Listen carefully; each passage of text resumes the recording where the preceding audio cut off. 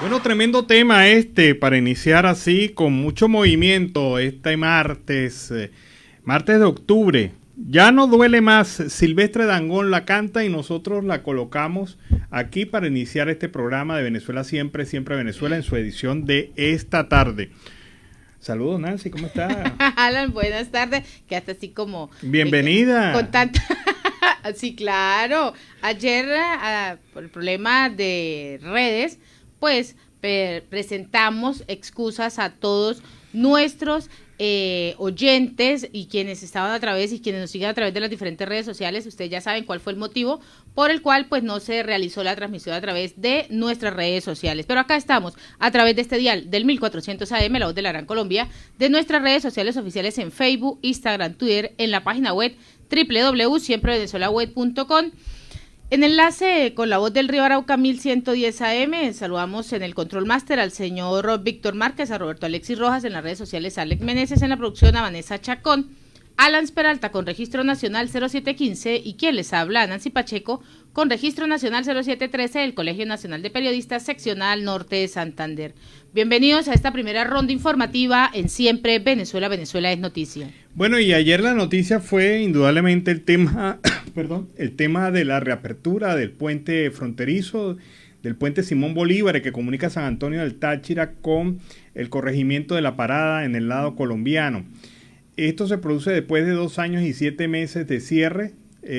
Indudablemente no hubo nunca la razón para bloquear ese puente para el paso comercial y generó toda una serie de pérdidas e incógnitas en ambos lados de la frontera. La gente de la frontera pues ve esperanzada la reapertura, la reapertura no, solamente han quitado los contenedores que estaban obstruyendo el paso desde el lado de Venezuela de ese puente, pero el problema es que todavía no hay intercambio comercial y el paso desde Venezuela hasta Colombia está aún restringido. O sea, no cualquiera puede pasar utilizando el puente. Incluso esta misma mañana, estando en la calle, me conseguí con algunos amigos y les pregunto, bueno, ¿ustedes pasaron por el puente? Y me dicen, no, nosotros pasamos fue por la trocha, porque por el puente es imposible pasar en este momento. Entonces ya uno tiene una certeza dada por un testigo presencial del hecho de que esto todavía sigue igual como la canción. Ya no duele más, pero sigue igual.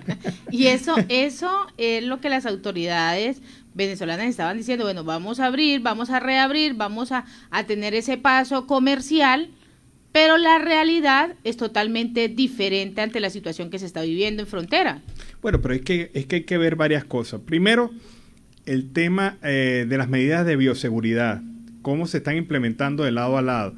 Incluso comentando esto con un amigo periodista, me decía, de Venezuela, me decía este amigo que el paso desde Venezuela hasta Colombia no se va a abrir formalmente hasta que no esté vacunado el 70% de la población de San Antonio y de Ureña. O sea que esa es una meta que se ha propuesto el régimen, el gobierno de facto y especialmente su candidato a la gobernación, quien ayer lo vimos muy efusivo montándose en un montacargas para llevar este obstáculo que había en la vía, este contenedor. Y también lo vemos muy activo haciendo campaña con actos y dineros y fondos públicos. Esta situación de la vacunación masiva en la frontera es, desde alguna perspectiva, lo que impide el paso formal o la reapertura formal de paso hacia esta zona de Colombia. Pero ojo, como siempre las cosas del gobierno, del régimen de facto de Nicolás Maduro, se mantienen siempre en un misterio, como si esto fuera una cosa, tú sabes, ultra secreta y nadie la puede comentar. Ese es el primer problema, las medidas de bioseguridad. Del lado colombiano no me queda duda que ya se ha avanzado bastante sobre esto. Del lado venezolano no sé si está igual. Pero también, por el otro lado, está la situación misma de la infraestructura física del puente. O sea, ¿cómo está ese puente? Tiene 2 años y 7 meses que no se la ha utilizado. ¿Qué tanta viabilidad tiene para tener un transporte de carga pesada? Claro, 30 toneladas, 40 toneladas, pero no es un solo camión que pase, es que son varios camiones que se estima va a pasar de lado y lado.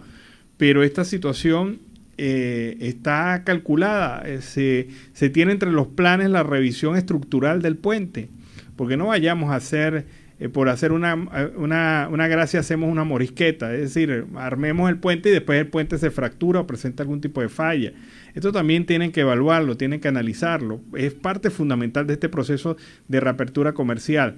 Por eso es que uno decía, la lógica, si es comercial, debería ser por el puente de Tienditas, que es nuevo, que tiene todas las características para un paso comercial y que puede ser más controlado de lado y lado. Pero bueno, estas son las cosas que siempre nos deja este gobierno de facto, que obviamente pues siempre está tomando decisiones a la carrera y a la alocada, y no vemos entonces cuáles serían las consecuencias de la reapertura del puente si no se toma previamente ese estudio de infraestructura y si no se toman previamente las medidas de control biosanitario que obviamente todo el mundo necesita, tanto de aquel lado como de este lado de la frontera. Ahora, esa reapertura lleva a unos interrogantes, y uno de esos interrogantes es que esto se vuelve un juego político entre abrir y cerrar esa frontera en medio de un chantaje que viene presentando este gobierno de Nicolás Maduro. Ese es uno de los interrogantes de los cuales se está manejando durante estos días. Siempre se habló de que esta era una medida netamente política y que la iban a tomar lo más cercano posible a la fecha de las elecciones, para generar heroísmo donde no lo hay. Porque quienes cerraron el puente fueron los chavistas, y vamos a hablarlo claro. No fue la oposición, ni fue Colombia, ni nada. Quienes cierran el puente son los chavistas, quienes colocan los obstáculos son los chavistas, quienes retiran los obstáculos son los chavistas. Pero la razón originaria de la crisis económica y social de ambos lados de la frontera, por lo menos en la parte del eje fronterizo, es de culpa del gobierno de facto de Nicolás Maduro y de todos sus funcionarios, incluyendo su candidato a gobernador. Ahora vamos, Alan y audiencia, a escuchar unas declaraciones que ha dado la gobernadora del estado Táchira en horas de la mañana, Lady Gómez. Bueno, hoy queremos hablarle no solo a la población tachirense, sino que nuestra voz se escuche en toda Venezuela, donde hoy hay una gran incertidumbre, dudas, falsas apreciaciones por la noticia o el falso positivo, pudiéramos decir, que corrió ayer en los portales noticiosos, donde se dice que se abrió la frontera del Táchira. La realidad es que hoy, 5 de octubre, a las 11:10 de la mañana, en los puentes internacionales del eje fronterizo San Antonio-Ureña, no hay libre tránsito en los puentes. Óigase bien, a esta hora, 5 de octubre, 11:10 de la mañana, no hay libre tránsito en los puentes. Solo hay un paso humanitario limitado, y digo limitado porque queda a discrecionalidad del funcionario de la Guardia Nacional que se encuentre de turno, es decir, quien califica si la persona realmente está enferma, amerita una patología que permita el paso hacia Colombia, son los funcionarios de la Guardia Nacional quienes estén de turno. Pudiéramos apreciar por allí que no hay una garantía de la evaluación humanitaria para que se pueda pasar a esta hora por el puente. La aduana de San Antonio sigue cerrada. La aduana de San Antonio del Táchira sigue cerrada. ¿Qué pasó entonces el día de ayer? El día de ayer, el señor Freddy Bernal, tratando de hacer un cálculo político electoral en aras al 21 de noviembre, se encaramó en los contenedores que él mismo colocó en el mes de febrero del año 2019. Y por si ese señor no tiene memoria, los tachirenses sí tenemos memoria. Señor Freddy, permítame recordarle que en esos contenedores donde usted ayer se encaramó, montándose las fotos y haciendo el show político, esos contenedores están llenos de sangre, de lágrimas, de pérdidas humanas. Le recuerdo que en esos contenedores donde usted desfiló ayer, como si fuera la feria de San Sebastián, esos contenedores representan mucha tristeza para los tachirenses. No confunda deberes con bondades, porque lo mínimo que usted podía hacer, si usted los puso y colocando esos contenedores, los tachirenses han sufrido tanto, lo mínimo que usted pudiera hacer como empleado de Maduro era quitarlos. Pero yo quiero recordarle al señor Freddy que se fue a desfilar como si el puente internacional fuera la feria de San Sebastián, que gracias a esos contenedores que usted puso en el 2019, tragedias familiares en el Táchira por pérdidas humanas, por obligar a la gente a pasar por el río Táchira. Muertes de familias tachirenses cada vez que el río Táchira crecía y no le permitían pasar a la gente por el puente. Familias ahogadas en el río Táchira cada vez que ustedes no le permitían por condiciones humanitarias pasar por ese puente a través de esos contenedores que usted puso allí en el 2019. Pérdidas multimillonarias para el Estado, no para usted, porque lo que debía ingresar por estas aduanas ingresaba al bolsillo del protectorado. Muertes de venezolanos en las trochas. Aquí está. Le partiste las piernas, Bernal, a las familias tachirenses. No pretendas que te aplaudamos por colocar unas muletas después que cercenaron la vida de tantas familias con la acción que ustedes hicieron colocando los containers en el 2019.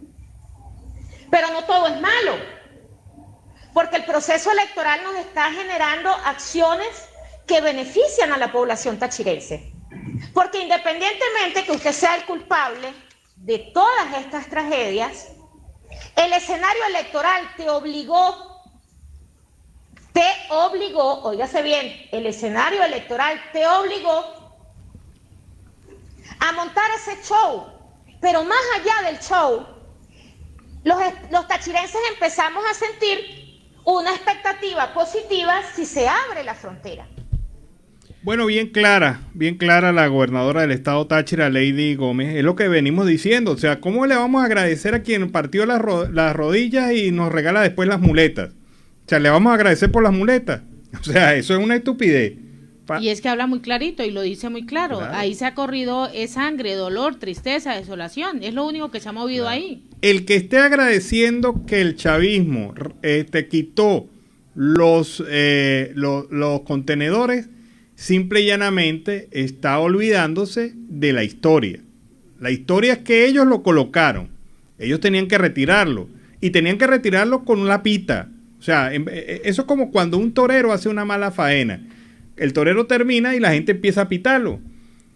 O un equipo hace un mal partido y la gente tiene la voluntad de rechazarlo a través de la pita. Si hubiesen dejado a los ciudadanos entrar hasta el sitio, la mejor manera de expresarle a ellos el verdadero sentimiento del venezolano sobre ese tema hubiese sido una gran pita.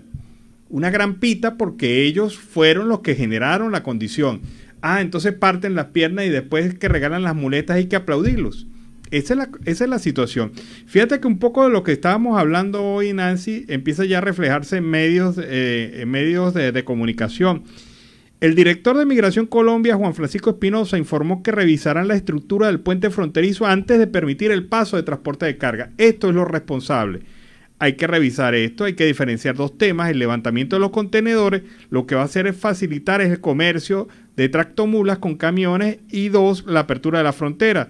Pero primero hay que revisar los puentes para ver en qué condición, o el puente Simón Bolívar, que ha sido el único que se ha reactivado hasta ahora, hasta este momento, el puente Simón Bolívar tiene que ser revisado antes que pase la carga. Exacto, y el que puede tener ciertas afectaciones por la no utilización. Claro, tiene 2 años y 7 meses que no pasa nada por allí. Hay unos contenedores que estaban muy pesados. Estáticos, totalmente. Estáticos allí que pueden haber generado hundimiento de la losa o hundimiento del soporte. Eso hay que investigarlo, hay que analizarlo, pero también, bueno, menos mal que hace un año más o menos le quitaron la arena y solamente quedó el contenedor, pero incluso con eso, pues esta situación es difícil, es grave. Pero es cosa que se tiene que tomar en cuenta y me parece muy responsable lo que está haciendo el gobierno colombiano. Vamos a ver primero cómo está el puente y después decidimos si pasa o no pasan los camiones. Del lado venezolano también tiene que hacerse. El ministro de Infraestructura de Venezuela, que por cierto es tan opaco que ni siquiera me acuerdo del nombre, el ministro de Infraestructura de Venezuela debería ir también a revisar, a mandar a sus técnicos y revisar el puente, a ver en qué condiciones está el puente como infraestructura. Porque no es dejar pasar 30 toneladas, 40 toneladas en una tractomula o en un camión, dejarlo pasar, y no solamente uno, dejar pasar varias unidades de transporte, y después tener que estar llorando porque el puente se agrietó, se fragmentó. No, hay que ser previsivo en esto, hay que ser inteligente. Por eso es que yo reinsisto que la salida natural, si es comercial nada más la reapertura, háganlo por tienditas, el puente está nuevo, el puente está de paquete, lo único que le faltó fue colocarle la cinta. Es lo único. Y si ustedes la quieren inaugurar, inaugurenla. ¿Y cuál es el problema? Bueno, sí, la inauguraron, chévere. Fotografías y ojalá ese día esté funcionando la internet y el Facebook y el Instagram. Porque la foto de ayer no rodó. No, la foto de ayer de Bernal no rodó. La foto sí, no rodó, se quedó. Bueno, esas son las circunstancias en relación a este puente internacional. Y tenemos un material audiovisual donde Carola Briceño, la defensora de derechos humanos, recuerda que Venezuela pues es un país de Latinoamérica con mayor cantidad de presos políticos en el mundo. Vamos a escucharlo. Estoy señalando es el panorama de Venezuela, un país donde, como ustedes ya lo tienen como referencia, es el segundo con más presos políticos en América Latina o en América. El primero es Cuba, después sigue Venezuela, sigue Nicaragua y ahora Bolivia. Bastante complejo. Si puedo compartir pantalla, ustedes me certifican si puedo compartir la pantalla para mostrarles la herramienta que hemos estado tratando de desarrollar para mostrar la información, para tratar de que las distintas organizaciones trabajando en los derechos de los presos políticos puedan compartir su data y mostrar allí y visibilizar, que el ciudadano pueda acercarse y ver quiénes son los presos políticos, dónde están, en qué cárcel se encuentran, cómo son las condiciones en esa cárcel, quiénes han sido los jueces y los fiscales que han estado involucrados.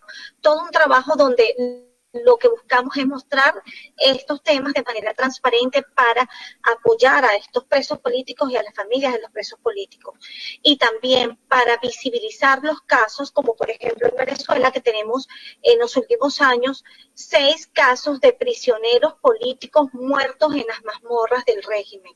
Presos políticos que por no recibir oportuna atención a su situación de salud han fallecido dentro de las cárceles, lo cual es bastante grave. Dentro de estos tenemos al capitán de corbeta Rafael Acosta Arévalo, tenemos a el concejal Fernando Albán, que fue falleció cuando pues cayó de un 10º piso, estando en un organismo de inteligencia, un organismo donde se señala que está uno de los mayores centros de tortura instaurados en el país. Bueno, y es la situación entonces de los presos políticos. No olvidar, hay 261 presos políticos en Venezuela y uno de ellos es un adolescente que no debería estar preso, y menos por un delito político. Este joven debería estar, en el menor de los casos, pues debería estar libre y bajo régimen de presentación ante el tribunal mientras se investiga. Pero un menor de edad, lo que significa una violación de la ley, ley orgánica de protección al niño, niña y adolescente en Venezuela, y es orgánica, es una ley orgánica, o sea, tiene un privilegio que está detrás de la Constitución de la República. Y este joven está todavía detenido por estos casos. Pero bueno, es el país que tenemos y es la Venezuela que tenemos que enfrentar sin dejarse mariposear por las cosas estas de el retiro de los containers del puente, porque tampoco es así que no va a venir a vendernos como si fueran ellos los héroes de la patria. Y en Siempre Venezuela, Venezuela Siempre, vamos a una pausa comercial y musical. Ya regresamos. Bueno, me encanta este tema, Ben, de Fonseca, pero lo hizo Unplugged, ¿no? Un tema Unplugged ya desconectado, y sonó muy bien. O sea, que ahí es donde un artista demuestra realmente que tiene buena voz. Cuando está sin el apoyo ese digital que a veces genera estrellas, y cuando uno le escucha la voz real, pues quedan estrellados, ¿no? Y lo hacen ver estrellitas. Lo hacen ver estrellitas. Seguimos en Siempre Venezuela, Venezuela Siempre es noticia a través de este dial. Y en otro orden noticioso, más de 230.000 venezolanos en Colombia pues tramitaron el registro biométrico del Estatuto Temporal de Protección. En el primer mes de implementación de la segunda fase del Estatuto Temporal de Protección para migrantes, más de 230.000 venezolanos pues han realizado esta tramitación de la fase biométrica con el fin de registrar su identidad digital en todo el territorio nacional. Así lo ha venido informando Migración Colombia. La entidad también destacó que gracias a este avance en este proceso, pues espera que a finales de año ya se haya culminado todo este primer proceso. Juan Francisco Espinosa, director general de la institución, ha explicado que el registro tiene una duración de 4 y 6 minutos, de los que se han agilizado este proceso. Hasta el momento, más del 13% del total de los migrantes venezolanos que residen en Colombia pues ya completaron esta primera y segunda etapa del Estatuto de Protección Temporal. Bueno, lo importante de esto es que mucha gente se molestó por cuando el director de Migración Colombia anunció que iban a ser los niños los primeros que iban a recibir el documento. Y yo entiendo la lógica de Migración Colombia. O sea, los niños son los que empiezan el proceso escolar, los que están desconectados del proceso escolar en este momento, que necesita mucho de ellos documentación para incluso poderse graduar en sus grados. Y esto es importante para la inserción económica productiva a un país, que los niños estén estudiando para que los padres puedan así trabajar sin ningún tipo de problema. De eso se estaba tratando la semana anterior a la audiencia acerca del estatuto y de esa protección de los niños que están en el último año de colegio, que fueron aceptados por diferentes instituciones educativas y que para la graduación, porque ya estamos a puertas de graduarse, no tienen todavía un documento donde ellos puedan recibir esa graduación. O sea, ellos quedan ahí en el limbo todavía hasta no tener ese documento que los pueda llevar a ese grado de bachiller aquí en Colombia. Claro, y ellos necesitan este documento, necesitan esta identificación clara para poder resolver su problema fundamental, como lo es la legalización en sus escuelas. Entonces, por eso es que yo digo, hay gente que se molesta por esto, pero es que hay que meterle lógica a esta situación. Ya vendrá el momento para que los adultos, entiendo que los adultos empezarán a recibir desde noviembre ya su documento, pero primero había que darle prioridad a los niños y se le dio prioridad a las madres embarazadas. A las madres embarazadas. Pero muchos ciudadanos alegaron el por qué las instituciones educativas habían recibido estudiantes venezolanos sin tener la documentación, sobre todo en el grado 11, que es el que tenemos el problema, la falencia en este momento. ¿Por qué se habían recibido esos estudiantes si no se les va a dar el título debido a que no tienen un documento que los certifique en Colombia? Ese es uno de los alegatos que se ha mantenido durante estas semanas. En derecho te lo explico. El tema aquí fundamental es que la Constitución de Colombia obliga al Estado a brindar educación a los niños sin tener en cuenta el tema del origen. Pero es lo que muchos no entienden. Todo niño está, el Estado colombiano está obligado constitucionalmente a brindarle protección educativa a todos los niños. Y lo mismo que la salud. Así es claro. Ahora, lo que no prevé la Constitución es la obligatoriedad de darle el grado. Exacto. O sea, yo lo puedo tener dentro del sistema educativo, pero al momento del grado tiene que regularizarse. Y eso es lo que Migración Colombia está atendiendo con este proceso de entrega de documentación, primero a los niños y a las mujeres embarazadas, por el tema también de sus papeles a la hora de poder asistir a un centro de salud. Eso es fundamental también. Ya vendrá el momento, no hay que desesperarse tampoco por esto. En noviembre empiezan a entregar la cédula, el documento del estatuto ya definitivo para la población adulta que estuvo en esto. Yo me imagino que si el mismo desespero lo habrá tenido este señor que fue el número 00001 del proceso del estatuto, que por cierto lo entrevistaron y dijo cosas muy positivas del proceso. Pero si él era el número 1111 y no se está quejando, entonces los demás se van a quejar. Los demás van a plantear problemas. No, señor. El que tenía que haber planteado problemas no lo planteó. Entonces, bueno, vamos entonces a seguir adelante con este proceso. Hay otro proceso también muy importante y es el tema del futuro de monómeros de Venezuela.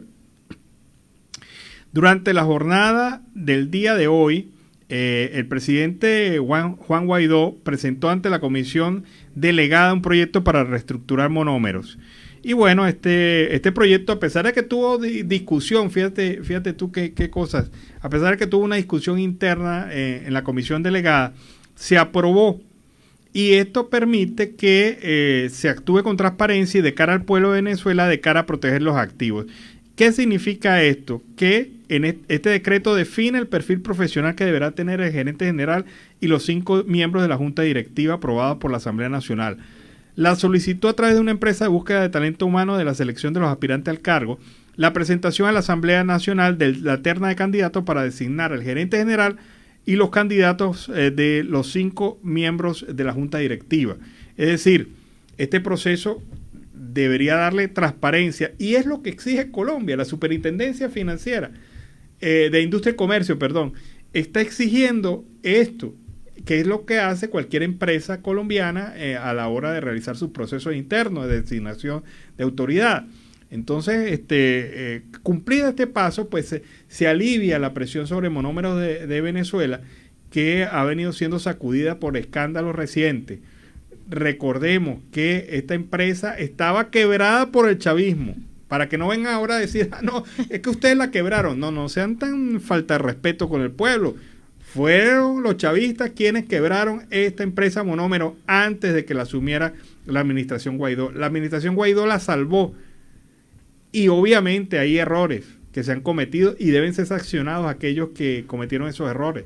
Pero eso no significa que se vaya a manchar la imagen de un gobierno como el gobierno Guaidó, que ha pretendido y ha querido y lo ha logrado hasta ahora defender unas propiedades que están siendo asediadas por acreedores a las cuales casi se las regalan a precio de gallina flaca.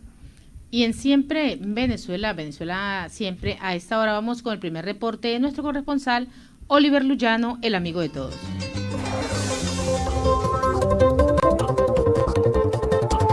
¿Qué tal, amigos de Siempre Venezuela? Desde esta zona de frontera, desde Arauca, reporta para ustedes el amigo de todos, Oliver Luyano, guariqueño y de Saraza.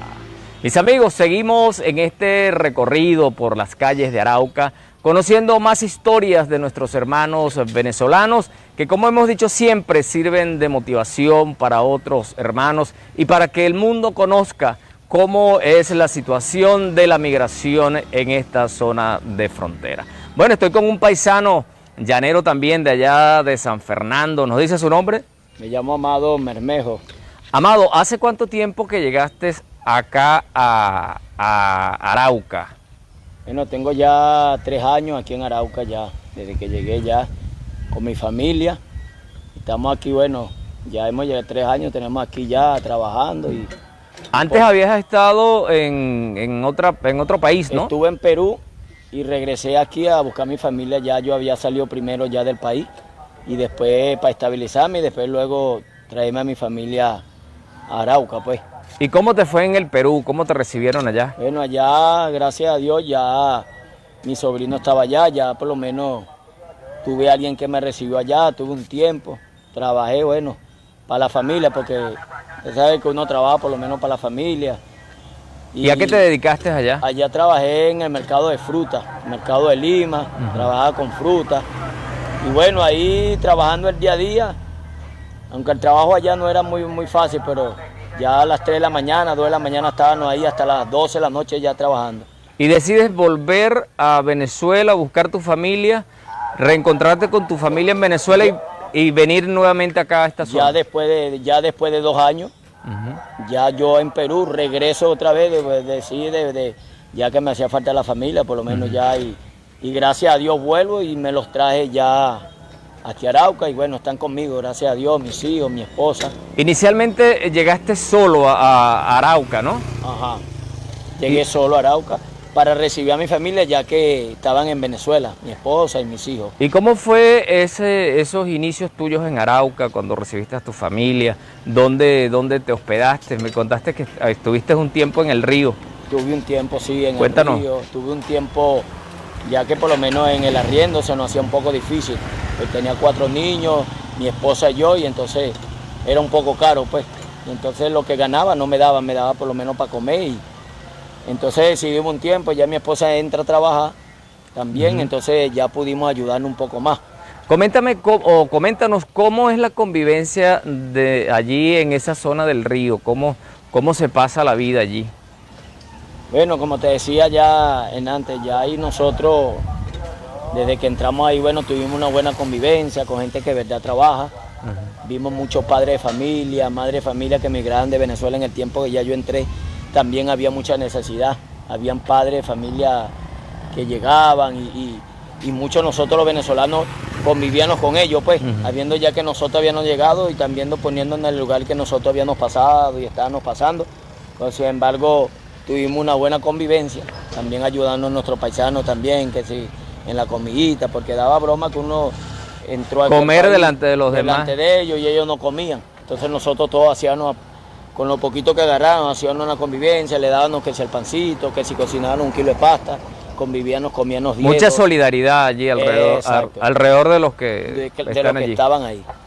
Y coméntanos ahora acá en Arauca, ¿a qué te dedicas? Bueno, yo aquí me dedico, trabajo carruchando, reciclo. Yo aquí hago lo que por lo menos que sea honradamente para trabajar y el sustento de mis hijos. Con tal que no sea malo, bueno, siempre me he dedicado a la carrucha. Me decías que la carrucha es alquilada, que tienes que pagar 10 diarios. 10.000 pesos diarios. ¿Y cómo es el movimiento, cómo fluyen, también considerando que la mayoría del servicio se le presta a los venezolanos? ¿Cómo es eso? Bueno, nosotros prestamos el servicio a los venezolanos, por lo menos de los que vienen, que a veces necesitan, ya nos tienen confianza en nosotros los carrucheros que ya tenemos años aquí conocidos. Y ellos nos buscan mucho y nosotros le hacemos el viaje para el río, le llevamos la mercancía, que si hay que ir a retirar cualquier cosa. Bueno, eso no lo hemos ganado nosotros, gracias a Dios, por el trabajo que hemos dado. Y ellos nos buscan, bueno, y ahí trabajamos, como les decía, a veces hacemos para la comida, a veces se nos hace un poco duro, pero bueno, cuando salimos a la calle a darlo todo por nuestra familia, ahí, ¿verdad?, nosotros le pedimos a Dios y bueno, hacemos 20.000, 25 pesos, a veces 10, bueno, pero nos vamos contentos, que es lo importante. Amado, ¿este trabajo te ha permitido mejorar tu condición de vida con respecto a la que llevabas en Venezuela? Oye, no, en Venezuela yo estaba, porque yo trabajé en el gobierno 15 años, en la gobernación de Apure. Ah, ok. Trabajé en la gobernación de Apure. ¿Y qué hacías allá? Allá yo era mensajero. Ah, ok. Pero debido a que ya el sueldo allá tampoco nos alcanzaba, la comida, tenía los 4 niños, se nos hizo fuerte ya en el tiempo que yo entré ya todo era diferente. Pero ya después que comenzó todo, los precios, la broma, se nos hacía fuerte a yo y mi esposa. Entonces mi hermana también era funcionaria, ella renunció porque el sueldo ya no nos alcanzaba y decidimos salir del país.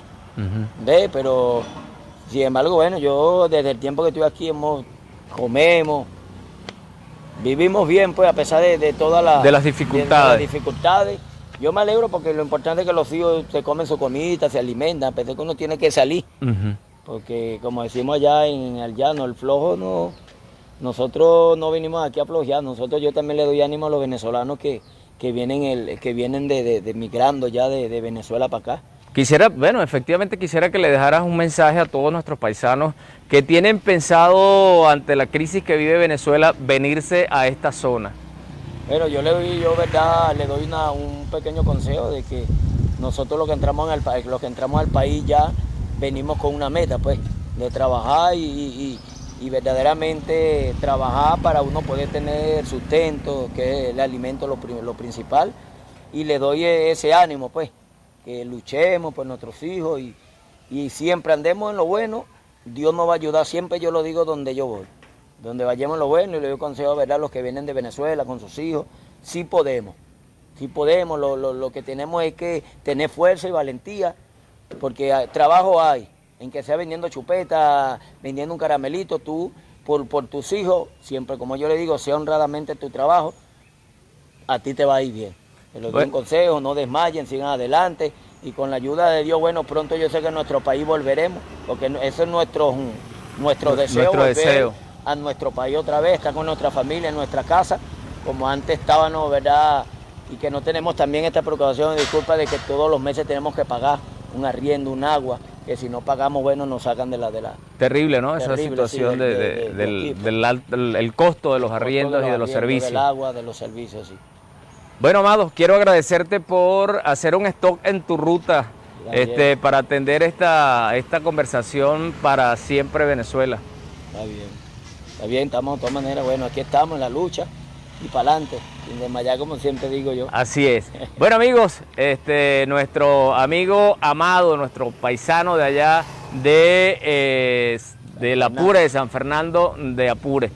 Amigos, nosotros seguimos en este recorrido llevándoles a ustedes más historias de nuestros hermanos venezolanos en esta zona de frontera. Desde acá reporta para ustedes el amigo de todos, Oliver Luyano, guariqueño y de Zaraza. Y bueno, excelente reporte de Oliver Luyano desde el Arauca binacional. Vamos ahora a escuchar las declaraciones del director de Migración Colombia, Juan Francisco Espinosa, sobre este tema del paso fronterizo a través del puente Simón Bolívar, aclarando algunas ideas, algunas cosas respectivas a este paso que aparentemente va a ser primero comercial y después peatonal. Desde Migración Colombia queremos informar que en la mañana de hoy Venezuela comenzó a retirar los contenedores que se encontraban en los diferentes puentes de nuestra frontera por norte de Santander. Por el momento, en el puente Simón Bolívar han sido retirados 2 de los 3 contenedores y se espera que Venezuela al igual retire los contenedores en los otros 2 puentes. Desde Colombia, desde el 2 de junio del presente año, abrimos frontera y hemos mantenido un paso humanitario aún en los 14 meses que duró el cierre por situaciones de pandemia. En Paraguachón, en la frontera con La Guajira, se ha mantenido el paso de mercaderías de manera organizada. Lo que esperamos es que tras las verificaciones técnicas en los diferentes puentes por norte de Santander y siempre garantizando bioseguridad, seguridad para Colombia y para los diferentes viajeros, se pueda iniciar un proceso de retoma gradual de la operación de mercaderías entre ambos países. Por lo pronto vamos a desarrollar todas las actividades de seguridad y bioseguridad necesarias con todo el equipo de gobierno para efectos de que este procedimiento siempre se dé protegiendo derechos humanos, protegiendo personas y salvaguardando los intereses del país. Bueno, y este es el dato. Vamos a ver qué va a pasar entonces con el tema del paso de personas a través del puente Simón Bolívar. Hasta este momento todavía nada claro, pero el gobierno de Colombia va a seguir actuando en consecuencia. Y en Siempre Venezuela, Venezuela Siempre, vamos a una pausa comercial y musical. Ya regresamos. ¿Qué tal esa culminación? La nueva reina del campo se llama Scarlett Linares, para que lo sepa. Ella no es guariqueña ni es de Zaraza, pero canta igual. En todo caso, ahí está Scarlett Linares con ese tema, la ley del canto. Con eso iniciamos la segunda hora del programa Venezuela Siempre, Siempre Venezuela. Seguimos en Siempre Venezuela, Venezuela Siempre es noticia a través de este dial, el 1400 AM, la voz de la Gran Colombia, de nuestras redes sociales oficiales. Síguenos en Facebook, en Siempre Venezuela Radio, en Instagram, @Siempre Venezuela Radio, y en Twitter, @Siempre Venezuela, y en la página web www.siemprevenezuelaweb.com. En enlace en esta segunda hora con Radio Delfín 1060 AM. Saludamos en el Control Master a Robinson Cárdenas, a nuestro corresponsal Carlos Uzcategui y a toda esa amable audiencia que nos sigue y que está ahí pegadita. Continuamos con más información. Bueno, hoy es el Día Internacional del Educador. Y yo pregunto, ¿el educador venezolano tendrá razones hoy para celebrar? No creo en absoluto. No, no las tiene. No las tiene con salarios miserables, con esta infraestructura educativa por el suelo, con una situación de pandemia y con, lógicamente, una persecución, porque aquel maestro, aquel educador que inicie o se manifieste en relación a esos temas vitales, pues se convierte prácticamente en un enemigo del gobierno y empieza a ser perseguido y hostigado de una manera deliberada por parte del mismo. Y en otro orden noticioso, el ex guardaespaldas... De todas maneras, Nancy, hay que felicitar a los educadores venezolanos. Dignos ejemplos de supervivencia, ¿no? De cómo se puede sobrevivir y tener mística para su trabajo, porque aquí todavía hay algunos que quieren lo hacen por vocación, porque Sí. es una vocación que tienen, esa vocación de servicio. Los docentes en la actualidad que pasan por esta situación tan compleja, lo que menos quieren es poder recordar un día que a la final el gobierno les ha maltratado y les sigue maltratando. ¿Qué buscan esos docentes? Poder recuperar su dignidad, que es la que el mismo gobierno les ha hecho perder. Antes la profesión docente era una de las más admiradas y perseguidas en Venezuela, perseguidas en el sentido de que la gente quería estudiar realmente educación. Hoy por hoy las universidades han visto una muy alta deserción de estudiantes en estas carreras humanísticas. Lamentablemente es lo que está pasando en el país, en Venezuela. Ellos mismos lo han ratificado en diversas ocasiones, Alan y audiencia, donde han ratificado y han dicho, nosotros estamos acá, quienes nos quedamos, estamos por esa necesidad de nuestras familias, quienes continuamos dando esos avances a nivel de información y de poder apoyar a la juventud, es porque lo hacemos por vocación, no porque tengamos la capacidad económica, porque nos ha tocado cambiar las aulas de clase por nuestras cocinas o salir a la calle a vender productos elaborados por nosotros mismos para poder subsistir, porque ni siquiera están viviendo, están subsistiendo. Bueno, ahora sí vamos a hablar de la gente que no de está... las escuelas que están haciendo, de esos que han hecho escuela y que Con el hablábamos y que hemos hablado, Alan, en el noticiero de la mañana y audiencia, acerca de el distanciamiento. En las escuelas siempre los docentes le dicen a sus estudiantes, bueno,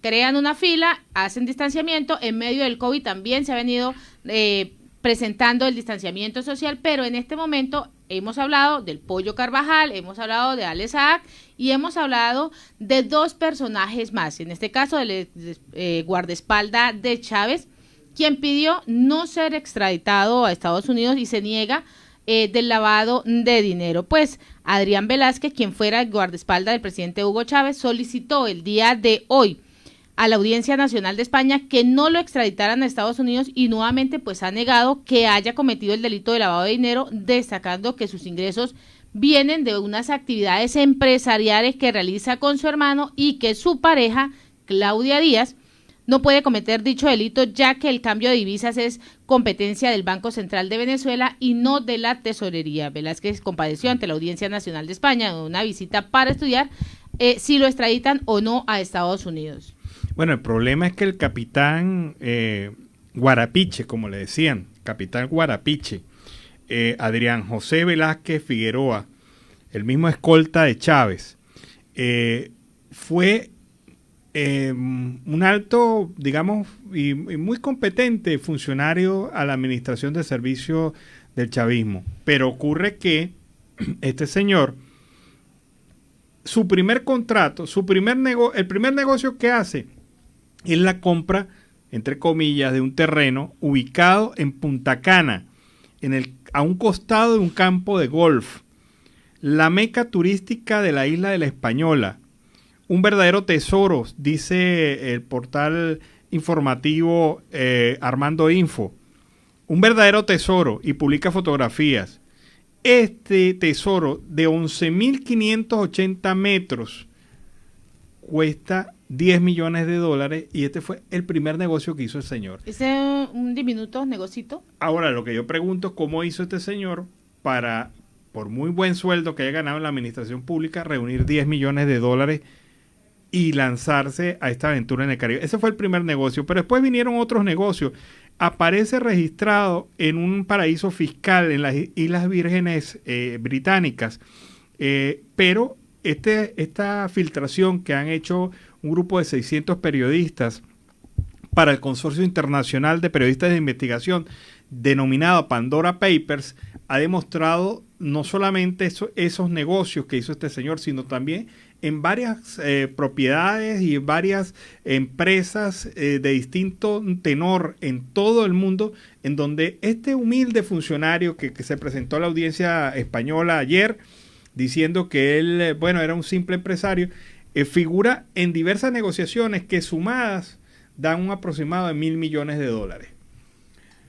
Este angelito, $1.000 millones. Esas son las cesantías, como decimos en Colombia, que le dieron y con eso montó la empresita, porque acá en Colombia, bueno, le dan las cesantías. En Venezuela creo que también le dan unas prestaciones por el tiempo de servicio. A la carachas, como dicen, a la carachas, el Rolo dijo. Sí las montaba con su hermano, las empresas, pero resulta que es muy sospechoso que estas empresas, este emprendedor, por así denominarlo, vamos a decirle que un emprendedor, no solamente aparece en los Panama Papers, que fue el escándalo anterior, que apenas mostró un pedacito de los negocios que hacía este señor, sino que también Velázquez Figueroa figura en registros de empresas con capitales promedio de entre 60 y 70 mil dólares, es decir, platica tenía por lo menos para invertirle. Y aparece involucrado en otros negocios. Ahora, ¿sabe a quién le compró el terreno en Punta Cana? Nada más y nada menos que al presidente de Globovisión, Raúl Gorrín, que es otro de que aparece empalmado allí y muy cercano a negocios con el gobierno de facto de Nicolás Maduro. Lo que se sospecha, y es lo que han de alguna manera demostrado los medios de comunicación, es que el terreno fue pago por servicios prestados en actos diversos mientras él era funcionario cercano a Chávez, porque él era el hombre que cargaba los papeles de Chávez. Y pero que podía decirle a Chávez, mire, presidente, mire, aquí le dejaron esto. Y Chávez, ahí lo firmo, ¿dónde lo firmo? Lo firmo en rojo. Y firmaba en rojo Chávez. Al pequeño empresario que estaba sirviendo, al pequeño empresario nada más que por tenía eso, mira, un servicio prestado nada más. Nada más por eso le regalaron a Gorrín un terreno en República Dominicana. Y ahí empezó su carrerita y sus vinculaciones. Mismo, ¿dónde firmo? Pásame lo que voy a firmar. Y no era con Enfero Azul, sino rojito. Chávez firmaba, de un momento para acá le dio la loquera y vamos a firmar en rojo. O sea, en este caso creo que las fotocopias con lapicero rojo no salen, ¿verdad? No, eso no funciona. En Siempre Venezuela, siempre vamos con el reporte de nuestro corresponsal Carlos Uzcategui, El Miura. Saludo cordial, una feliz tarde para todos desde el departamento de La Guajira. Carlos Uzcategui, El Miura, con las noticias que están impactando en el Cesar, el Magdalena y en toda la costa caribe. Saludo cordial a Alan Peralta, a Nancy Pacheco y ese gran equipo en tan prestigiosas emisoras. Caribe Sur, Sucre, a domicilio y sin barreras será aplicada vacuna de refuerzo a mayores de 70 años en Sucre. Migración Colombia anuncia medidas para reapertura de frontera. Rosa Inés Araujo Fragoso se posesionó como nueva secretaria de Villanueva. En La Guajira establecen acciones para aumentar velocidad de vacunación. Gobierno departamental le apunta a estrategias de seguridad con apoyo de las alcaldías para fin de año. La empresa minera Cerrejón se une con Guajira para buscar que todos sus aprendices universitarios sean de La Guajira. Residentes de la comunidad Guayucazo lanzan SOS por lo que consideran un desplazamiento forzado. Resguardo indígena Caisemapa afectado por las lluvias. Prorrogan calamidad pública por efectos de COVID, desabastecimiento de agua y crisis migratoria en Maicao. Protestas en Uribia y Manaure contra el servicio de la empresa Aire. En el municipio de La Guajira, El Molino, se realizan actividades para la reactivación del sector rural. Secretario de Gobierno de La Guajira solicitó la presencia del Gobierno Nacional para atender a jóvenes de la huelga en Riohacha. En La Guajira se realizan jornadas de recolección de residuos post-consumo. Denuncian que tigres estarían atacando a los semovientes en el sur de La Guajira. A la cárcel le ponen los ganchos al hombre que estafó a la medallista olímpica Ingrid Valencia. Mal librada quedó la curaduría número 1 de Barranquilla en la auditoría. La falta de dosis causa retraso en el Caribe, en Soledad y Malambo. En el caso de portes de armas, FENALCO rechaza propuesta de armar a comerciante.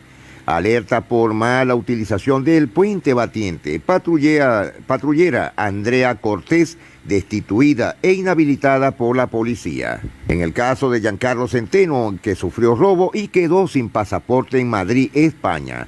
Paso de personas en frontera con Venezuela será bajo pico y cédula, lo dice Migración Colombia. La reapertura de paso fronterizo con Venezuela será de manera gradual, lo dice el presidente Iván Duque Márquez. Defensoría pidió medidas ante deslizamiento de tierras en el Carmen de Bolívar. Logramos una ley que beneficia a toda Colombia, lo dice el alcalde Pumarejo. Alistan plan de contingencia ante posible desbordamiento del río Magdalena. Defensores del medio ambiente en la costa caribeña, blancos directos de la violencia. Modelo caleña lleva desaparecida 50 días en Cartagena de India. Víctima de los falsos positivos en la Comisión de la Verdad. Hoy será el encuentro por la verdad. Se agudiza conflicto interno por el poder en el pueblo Alhuaco. Juicio a Alex Saab desnudará corrupción de Maduro, Rusia e Irán, lo dice Leopoldo López. Vicepresidenta y Ministerio de Transporte se defienden del escándalo de Pandora Papers. Arremeten a pedradas contra la casa del alcalde de Candelaria, Atlántico.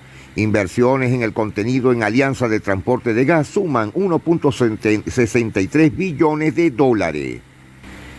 Defensa de Álvaro Uribe Vélez pide que intervención de víctimas sea una sola. Las víctimas se oponen a dicha solicitud y la jueza regañó al exfiscal Montealegre. Una nueva víctima pide ser reconocida. Asamblea exalta a Silvana Puello con la orden de Barlovento. Banrepública emite moneda para conmemorar bicentenario de la independencia. Gustavo Campero fue escogido como el mejor jugador del Mundial del Béisbol Sub-23. Transportaban base de cocaína en tarro de chocolito por vías de Córdoba, según Avianca Holding. A la fecha no ha participado en negociaciones con Sky. En La Guajira capturan a 10 personas que expedían drogas en entornos escolares y a domicilio. Realizan en Riohacha esterilización, castración y desparasitación de felinos y caninos. Atlético Nacional, filial de La Guajira, avanza en el Campeonato Nacional Sub-13.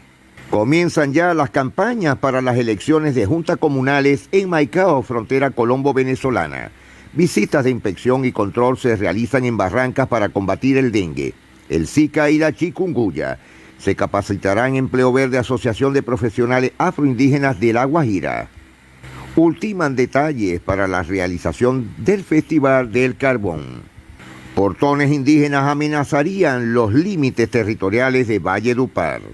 Autoridades intervienen en banco de sangre ilegal en el Cesar. Capturan al paramilitar por crímenes de 7 funcionarios del CTI. Piloto vallenato escaló a la tercera posición del Campeonato Nacional de Motovelocidad. El motociclista vallenato Samuel Hernández escaló a la tercera posición de la tabla general del Campeonato Nacional de Motovelocidad en la categoría infantil. Hoy los valledupenses estarán pero bien tesos. Nuevamente cortarán totalmente en un 100% el servicio de agua en Valledupar. Fernando Meneses es el ganador del Festival de la Canción Vallenata de Bogotá. El compositor obtuvo el premio Musa Dorado con su obra Corazón del Pueblo. El 2 de noviembre saldrá el nuevo álbum de Diego Daza. El artista un día antes había consultado a sus fanáticos cómo les gustaría que se llamara su nueva producción. Según los indígenas desplazados en el Parque Nacional, hay un incumplimiento total hacia las comunidades. La OCDE reconoce los avances de Colombia frente al cambio climático. Narcos crean otras especies de matas de coca para aumentar la producción. 50 aniversario de las luchas estudiantiles y la muerte de Julián Restrepo Villarreal de 1971. Según el presidente Iván Duque Márquez, tener cuentas en el exterior no es un delito. El presidente Pastrana asegura que su sociedad en Panamá es transparente y dentro de la ley. estrena la imputación del delito de tráfico de fauna silvestre. Más de 230.000 venezolanos realizaron el registro biométrico del estatuto. La amenaza de una inflación persistente alta impulsa el dólar 10.74 pesos. Alcaldesa Birna Johnson de Santa Marta pide atacar con eficacia delitos y el crimen organizado. Cartagena de India, está lista la orden judicial para acabar con carromulas de Cartagena. El distrito, por un fallo del Tribunal Administrativo, deberá implementar una serie de estrategias inéditas para sustituir dicha actividad económica. 506 nuevas familias de Majates son afectadas por las lluvias. Comunidades en Bolívar de Zipacoa pide que terminen obras viales. En Turbaco protestaron exigiendo el respeto a la salud. Empleados del Hospital de Turbaco Caribe salieron a las calles a respaldar al actual gerente del centro de salud, quien estuvo 3 días detenido. Por cuarto día consecutivo, Córdoba, sur de Colombia, no reportó fallecimientos por COVID. Garantías para ejercer política son pocas, lo dicen las víctimas del conflicto en Córdoba. El registrador nacional pide vigilancia para evitar colados con los curules de paz. Confirmada la última carrera de Egan Bernal en la temporada del 2021. Rescatan a menor de 10 años que se lanzó al mar en Riohacha, La Guajira. Pescador cienaguero es asesinado a tiros en un billar de Riohacha, en Dibuya. También en los municipios del sur de La Guajira sigue el grave problema con la empresa privada Aire. Días vienen, días van, la gente no reclama por temor, pero a veces se pasan más de 4 y 5 horas sin el servicio eléctrico. Carlos Ucategui, el Miura, para el programa Siempre Venezuela, Venezuela Siempre. Bueno, y este fue el reporte de Carlos Ucategui, el Miura, desde La Guajira Binacional. Vamos a una pausa comercial y musical, ya regresamos. Bueno, el dueño de esa voz es Guillermo Carrasco, un tremendo cantante venezolano que nos ha traído ese tema para la tarde de hoy, así cerrar este último bloque de Venezuela Siempre, Siempre Venezuela, con Quiero Estar Contigo. Tema de verdad que estuvo muy bien posicionado en la década de los 90, 80, 90 y que en este momento pues lo hemos traído a colación para este programa Venezuela Siempre, Siempre Venezuela. Estoy realmente impresionado y abrumado. Hay unas imágenes satelitales, un satélite del Servicio Europeo ha publicado unas fotografías del lago de Maracaibo en Venezuela. Y son totalmente impresionantes. Sí, la imagen es con un satélite de esos de análisis ambiental, de ver cómo está la situación del medio ambiente en el área donde se fotografía. Y es impresionante, no solamente por la extensión del lago de Maracaibo, sino por la presencia de altos bloques de sedimento, de derrames petroleros que se están viendo cada vez con más fuerza en el lago de Maracaibo, contaminando y acabando con el lago de Maracaibo, y la proliferación de algas que están también asociadas a temas de basura, temas todos los elementos de basura que pueda caer al lago de Maracaibo, y está muriendo el lago. La conclusión que uno puede sacar viendo estas fotografías tan impresionantes es que el lago de Maracaibo está muriendo por los derrames constantes de petróleo. Hay una franja de petróleo que son varios kilómetros de largo, en donde se evidencia la mancha negra total. Sí, y donde hay seguramente un derrame submarino que no ha sido atendido con suficiente premura. Y las algas aparecen cuando hay sectores de la ciudad del lago que se llenan de basuras. Y entonces las algas surgen como un elemento de disolvencia de esas basuras dentro del agua. Pero es de tal magnitud que prácticamente ocupan gran parte de la zona tradicional de pesca, y los implementos de pesca de la pesca tradicional en esa zona pues se ha caído también, porque evidentemente entre la contaminación del petróleo y la contaminación de las algas no hay espacio para la pesca en el lago de Maracaibo, que se ha visto bastante mermada por la actual situación que se vive allí. De verdad que es una tristeza, y uno dice cómo es posible que este gobierno haya dejado perder, este gobierno de facto haya dejado perder y destruir las dos maravillas naturales de la naturaleza que tiene Venezuela, el lago de Maracaibo, y la otra es el Amazonas venezolano, que ha sido duramente castigado por la minería ilegal y en este caso por el abandono por parte del Estado. De verdad que es sorprendente las imágenes. Si ustedes tienen la oportunidad, búsquenlas, muestran cómo está actualmente el lago de Maracaibo en Venezuela. Y en otro orden noticioso, el diputado Romel Guzamana de la Asamblea Nacional Legítima, pues ha denunciado la escasez de las vacunas del COVID-19 para estas poblaciones más vulnerables y estas poblaciones indígenas. Vamos a escucharlo. Noticia. El diputado a la Asamblea Nacional por el Estado Amazonas, Romel Guzamana, se refirió a la realidad que viven los pueblos indígenas debido a la falta de vacunas en esas comunidades. Mucha molestia hay por las vacunas del COVID-19 que no ha llegado a Venezuela y mucho menos a los pobladores indígenas que tanto la necesitan. Figúrense, si nosotros tenemos enfermedades que no han sido combativas, peor ahorita con esta gran pandemia que hay del COVID. Y por supuesto, en las fronteras colombos venezolanas y brasileras venezolanas, hemos visto con mucha preocupación donde están aislados los pueblos indígenas, donde no hay una atención médica, o sea, donde el centro del país no ha llegado con vacunas a los territorios indígenas, a las comunidades indígenas. A su vez, el diputado Guzamana denunció la forma en la que pretenden hacer las convocatorias para estas jornadas de vacunación. Quiero denunciar aquí al régimen de Nicolás Maduro porque ellos están promocionando un número donde tú lo envías a un sistema para que te llegue el día o cómo, cuándo te van a vacunar.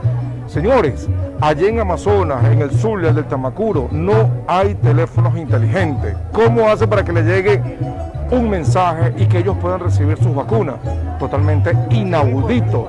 Por eso es que lo denunciamos aquí, de que esto va mal en peor. Los pueblos indígenas necesitan ser vacunados inmediatamente. Es noticia. Bueno, y sí, es la realidad de los pueblos indígenas.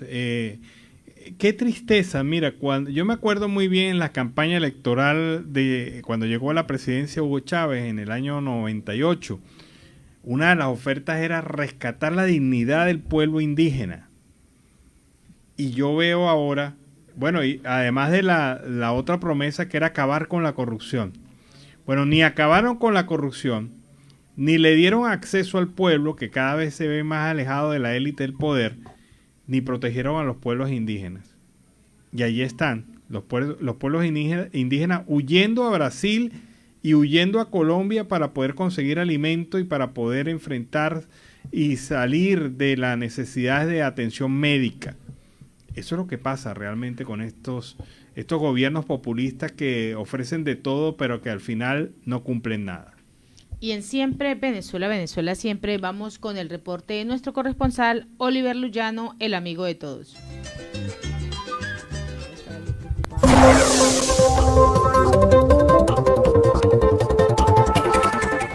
¿Qué tal, amigos de Siempre Venezuela? Desde esta zona de frontera, desde Arauca, reporta para ustedes el amigo de todos, Oliver Luyano, guariqueño y de Saraza. Mis amigos, seguimos en este recorrido por las calles de Arauca, conociendo más historias de nuestros hermanos venezolanos, que como hemos dicho siempre, sirven de estímulo para nuestros hermanos en distintas zonas de este país. En esta oportunidad estoy con un paisano. ¿Nos dice su nombre, por favor? Robinson Gómez. Robinson, ¿de qué parte de Venezuela tú eres, Robinson? Caracas. ¿Y hace cuánto tiempo que llegaste a Arauca? Tengo ya 5 meses. ¿Y por qué decidiste venirte a esta zona? Bueno, sabes, por la situación económica del país y la situación fuerte que estamos viviendo allá, se decidió pues cruzar frontera para ver si conseguimos mejora. ¿Y a qué te dedicabas allá en Allá normalmente trabajaba de seguridad y como chofer, tanto de camiones como transporte público. ¿Y cómo estaba la situación de Venezuela cuando decidiste venirte acá? No, muy fuerte, estaba demasiado fuerte, ya no se conseguía repuesto, por ende La fuente de trabajo era nuestra camioneta y al accidentarse una ya era imposible manejar. Pues. No había caucho, no había repuesto, la gasolina. Muchos factores obligaron a los muchos choferes a dejar de trabajar en la camioneta. A dedicarse a otra actividad. A otra actividad. ¿Y qué dejas allá, tu familia? Sí, cómo no. Allá dejé a toda mi familia, lo único que tengo, estamos afuera de mi hermana y mi persona. ¿Tenías familiares aquí esperándote? Mi hermana. ¿Qué te dijo tu hermana? ¿Qué te comentó antes de que llegaras acá? ¿Cómo estaba la situación? Sí, que aquí había posibilidades de un buen porvenir, de trabajar y por lo menos salir de la situación tan crónica que estamos viviendo allá en Venezuela. ¿Y es así? ¿Has conseguido un buen empleo? No. ¿Qué has logrado? No, aquí se ha trabajado de todo. Yo tengo ya una edad avanzada, mas sin embargo eso no ha sido impedimento para mi persona, ya que he trabajado de todo lo que salga. El único problema que ha habido aquí es que, claro, estoy consciente pues, de que muchos venezolanos que vinieron para acá no vinieron justamente con buenas intenciones. Y eso ha sido un grave problema. ¿Ha sido eso piedra de tranca para tú poder...? 100%, porque cada vez que uno busca un empleo siempre es la misma respuesta. Pues. No le damos empleo a venezolanos porque aquí han hecho cosas malas. No todos los que vinieron para acá vinimos con la intención de la vida fácil. Lo que queremos es trabajar, queremos ganar nuestro sustento, pero lastimosamente los que vinieron anteriormente venían con otra mentalidad y eso nos ha acarreado muchos problemas. Robinson, ¿vives arrendado? ¿Cómo Actualmente vivo arrendado ya hasta hoy, por la misma situación de que no estamos generando mucho dinero. Ahora me voy a dirigir hacia un refugio, que es una de las cosas que yo le agradezco mucho a Arauca. Sinceramente, a mí me han tratado muy bien, he tenido plan de salud, yo sufro, practicando deporte, tuve una lesión en una pierna y ellos me han dado mi medicina. Lo único que no pueden operarme, pero me han dado mi medicina, me han dado mi analgésico. ¿Qué lesión tienes? En una pierna, practicando deporte, recibí un golpe muy fuerte en el muslo y eso me trajo por consecuencia un quiste. ¿Y ese quiste es de operación? Es de operación y duele, todos los días duele. Lo que pasa es que hay veces que el dolor lo puedo soportar, otras veces no puedo soportarlo. Me dirijo a la Cruz Roja, hablé con los doctores y ellos me dicen lo mismo. Que para poderme curar de esto tengo que obligatoriamente operarme. Y aquí no me hacen la operación hasta que no arreglen mis papeles migratorios.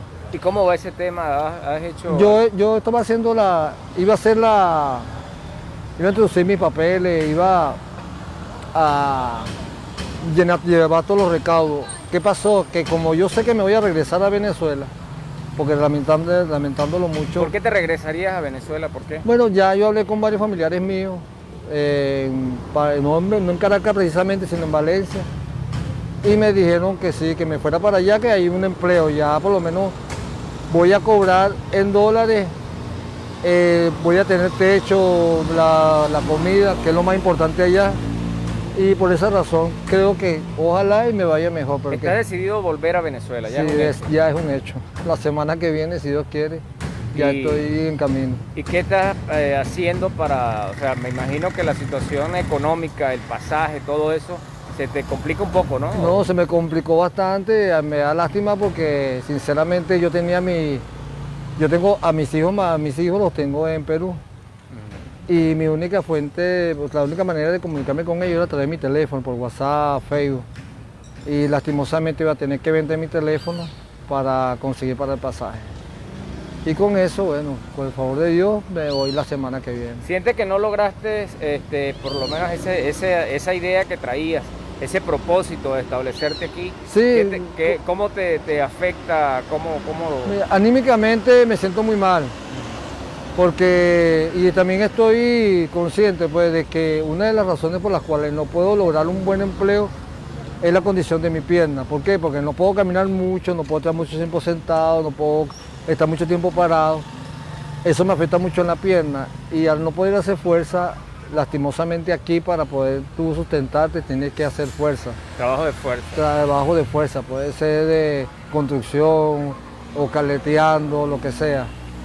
viene con esa intención, pero realmente ya el cuerpo humano es otra cosa. Pues una cosa es el cerebro y la razón y otra cosa es el cuerpo humano. Tienes deseos de seguir luchando, pero aquí Sí, en Arauca se me hace muy difícil. se hace muy difícil. Muy difícil. Si digo sinceramente, no es fácil.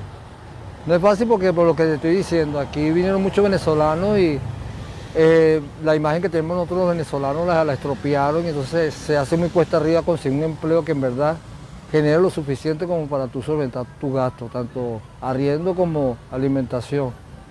Y no lo vas a lograr porque cada vez que tú vas para un sitio te piden, es que ni siquiera te piden nacionalidad, nada más con verte saben que tú eres venezolano. Al verte y escuchar que hablas ya saben que tú no te van a dar el empleo. Ahora me dice que en el refugio vas a estar por un tiempo de 3 días, ahí son 3 días. Le doy las gracias sinceramente a Carita porque nos han abierto las puertas a muchos venezolanos. Todas las instituciones de aquí en Colombia honestamente me han tratado bien a los venezolanos, a pesar de que hay venezolanos que también, y como te digo, han hecho cosas malas. Robinson, ¿qué decirle a nuestros paisanos que están allá en Venezuela y de repente alguien les dice, no, vente que aquí resolvemos, aquí es la situación, aquí vemos cómo nos acomodamos y luego les ocurre lo que pudiera ocurrir, lo que te está ocurriendo a ti? Mira, yo sinceramente el consejo que les doy es que se vengan con una profesión. Primero que todo, una profesión. No vengan aquí a explorar, a aventurar, a guerrear, no. Vengan para acá, es única y exclusivamente con un propósito. Si tú eres mecánico, trabaja tu mecánica. Si eres albañil, trabaja como albañil. Porque si vienes a explorar, a averiguar, a ver qué hago, te vas a salir con las tablas en la cabeza. Aquí se viene a trabajar, es otra cosa. No vengan con la mentalidad de que son más vivos que los demás, porque aquí en Colombia es otro sistema de gobierno, las personas saben a quién ayudar y a quién no. Aquí saben quién viene a estropear la imagen del venezolano. Me da dolor decirlo, pero aquí muchos venezolanos son los que a mí me han dado hasta la espalda o me han afectado de una u otra forma. Ahorita estamos arrendados donde unas personas que son venezolanos, son los dueños donde estamos, y el trato, aunque ha sido, digamos, bien porque ya se habló, pero al principio fue fuerte. O sea, que aquí es la ley del más fuerte. Aquí es la ley de que yo tengo y no me importa, lo que me importa es aprovecharme de ti. Ya yo solventé mi situación y ahora tú verás cómo haces. Pero aquí, honestamente, son pocas las personas que te apoyan o te prestan una ayuda sin interés. Sí. Entonces, es una broma. Yo les digo sinceramente, si vienen para acá, no vengan a aventurar, porque esa no es la idea. Yo voy a ver para qué hago allá en Colombia, no. Ven con una meta fija, yo voy a trabajar como chofer, voy a trabajar como albañil, voy a trabajar como mecánico. Y el tema de la documentación, ¿no? También muy sí, importante. aquí ha habido facilidades, digo sinceramente hay facilidades. Lo que pasa es que yo no quise hacer el papeleo porque yo sinceramente me voy a regresar a Venezuela. No quiero perder no quiero que ellos pierdan el tiempo conmigo porque yo me voy, entonces ellos van a estar buscándome. Y para evitar ese inconveniente prefiero 1000 veces, ya para la semana que viene me voy.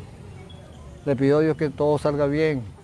Bueno, Robinson, y bueno, te deseamos mucho éxito allá en Valencia, que Dios quiera que lo que te han ofrecido tus familiares allá se te cumpla y que, bueno, Dios te continúe cuidando. Bueno, igualmente, bueno, espero que sigan aportando un granito de arena pues, para los venezolanos que vienen para acá, para Arauca, para toda la frontera. No es fácil, aquí honestamente no es fácil. El que piensa que hay mucha gente que está en Venezuela que cree que uno está aquí en Colombia y uno está haciendo un platero está muy bien. Y te está matando riano. Eso es embuste. Es verdad que hay que luchar y hay que esforzarse mucho para hacer las cosas. Sí. Bueno, gracias Robinson. Mis amigos, la historia de un hermano venezolano que fue invitado por un familiar a que se viniera a Arauca, que aquí había mayores posibilidades. Lamentablemente hoy ve como esta posibilidad es nula y ha decidido volver a su país, esta vez apoyado por sus familiares en Valencia. Estas son las historias que recogemos a diario en las calles de esta ciudad de Arauca. Mis amigos, desde esta zona de frontera, reporta para ustedes el amigo de todos, Oliver Lujano, guariqueño y de Saraza. Bueno, qué interesante historia. No todas son historias de triunfo ni de éxito. Hay situaciones que no puedo calificar como fracasos, sino como aprendizajes. Aprendizajes de vida que seguramente en algún momento pues servirán para hacer un mejor perfil humano. Y así con este informe hemos llegado al final de esta emisión de Siempre Venezuela, Venezuela Siempre es Noticia, a través de este dial, el 1400 AM, la voz de la Gran Colombia, de nuestras redes oficiales en Facebook, Instagram, Twitter, en la página web, en enlace con la voz del Río Arauca 1110 AM y Radio del Film 1060 AM. Agradecemos en el control máster al señor Víctor Márquez, a Roberto Alexis Rojas, a Robinson Cárdenas en las redes sociales, a Alex Meneses en la producción, a Vanessa Chacón, Alan Peralta con Registro Nacional 0715 y quien les habló, Nancy Pacheco, con Registro Nacional 0713 del Colegio Nacional de Periodistas Seccional Norte de Santander. Hasta la tarde. Hasta la tarde, cuídense.